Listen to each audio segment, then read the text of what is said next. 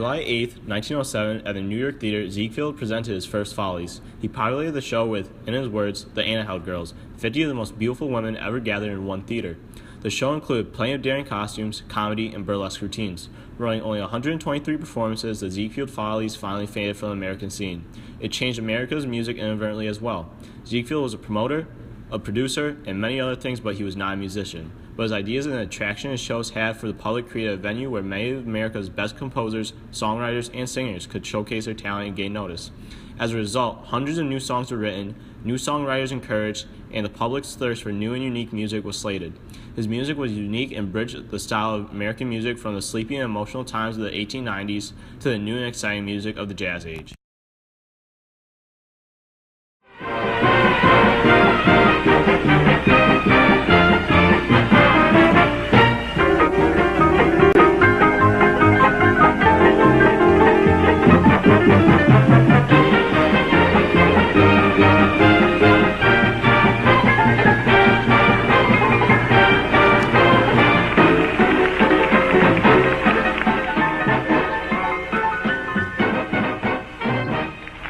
No Nanette proves to be quite a merry affair with tunes that are now well known and players whose activities were rewarded with gusts of laughter from the first night audience at Warner's Strand. It is a show that stirs up mirth from persons who might desire a more sophisticated type of entertainment, for its comedy of wives discovering the more or less harmless deceit of their husbands invariably unfailing. The Technicolor sequences are not always as well lighted as one would wish, but the stages of these tinted episodes is wrought with no little imagination, especially the glimpses of an airship with turquoise lights and a variety of colors on the fuselage. It must be something that the angels done planned. Showboat was a testament to the courage of composer Jerome Kern, lyricist Oscar Hammerstein II, and producer Florence Ziegfeld. In an era of willful nonsense, they attempted a complicated musical narrative with challenging themes and many storylines.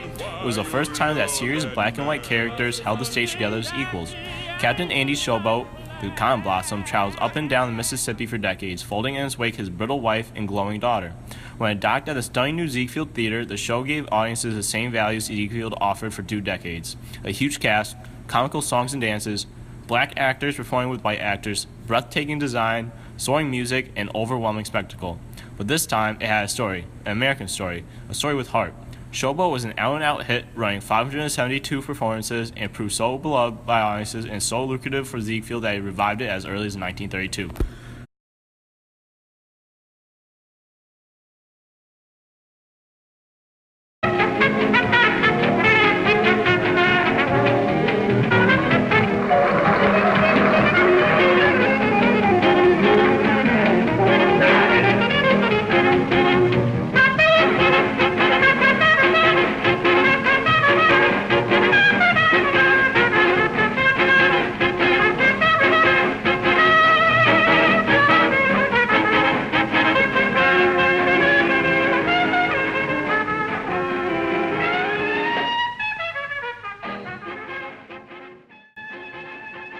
Famous for his virtuosic abilities, he quickly climbed to the top and started a new era of jazz, known as the swing era. When mixing his New Orleans style with Fletcher Henderson's Broadway style, he created a type of music that had more rhythm to it. By establishing his performances and recordings in the 1920s, it served as a basis for improvisation and virtuosic solo playing.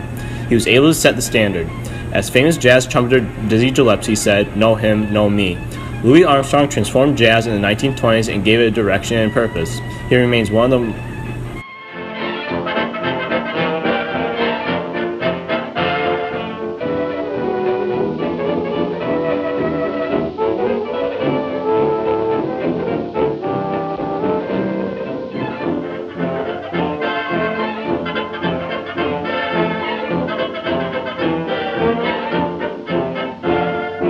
Paul Whiteman, also known as the King of Jazz, was known for popularizing jazz during the 1920s and 30s. Whiteman, who was originally a violinist, conducted a 40-piece U.S. Navy band in 1917 and then developed a hotel orchestra in California, which he took to New York City in 1920. He hired the best white jazz players, but he allowed little room for improvisation in his arrangements and greatly simplified jazz rhythms.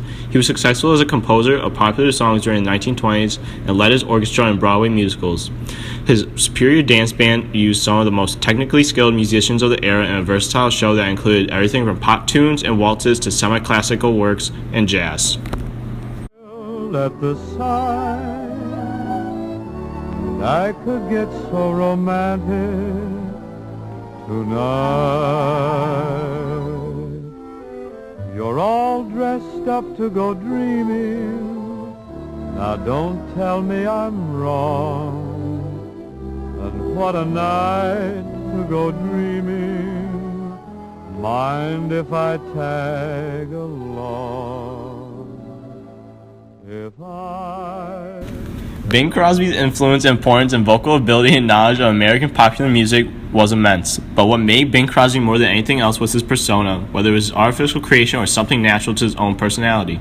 Crosby represented an American everyman, strong and stern to a point yet easygoing and affable. He was tolerant of other viewpoints but was quick to defend God and the American way. During the times of the Depression and World War II, when Americans most needed a symbol of what their country was all about, he was there. Bing Crosby had a wide repertoire that covered show tunes, film music, country, and Western songs.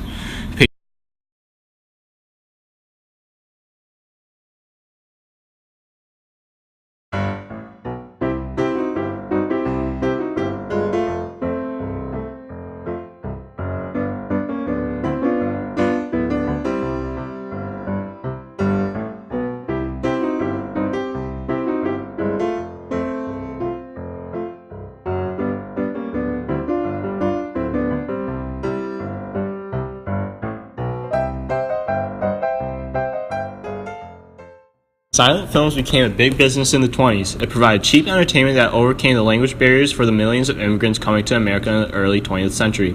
For many, it provided a relief from the stresses of everyday life. Charlie Chaplin had achieved such notoriety and stardom no one else has been as famous since. He was the most recognized face in film. During the 20s, after all his contracts ended, he became independent in his filmmaking, taking on the roles of producer, director, and star of his movies. The movies he made during this period became his most famous and even some of the most iconic in American film.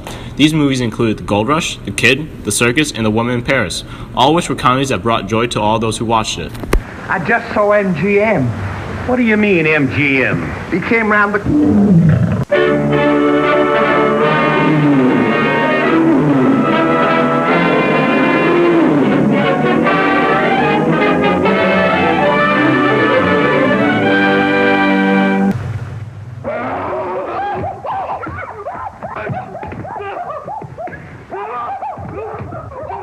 Metro Pictures began producing small films for various outlets, but in 1924, Metro got exactly what it needed after Marcus Lowe merged the studio with Goldwyn Pictures, another film company founded by one Samuel Goldfish.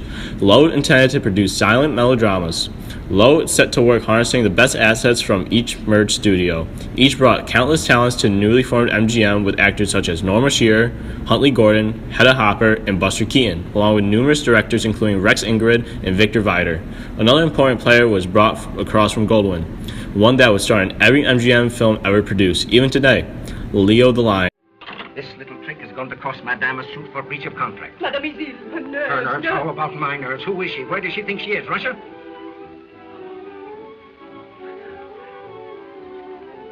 Well? I want to be alone. Where have you been? I suppose I can cancel the Vienna contract? I just want to be alone. You're going to be very much alone, my dear madame. This is the end.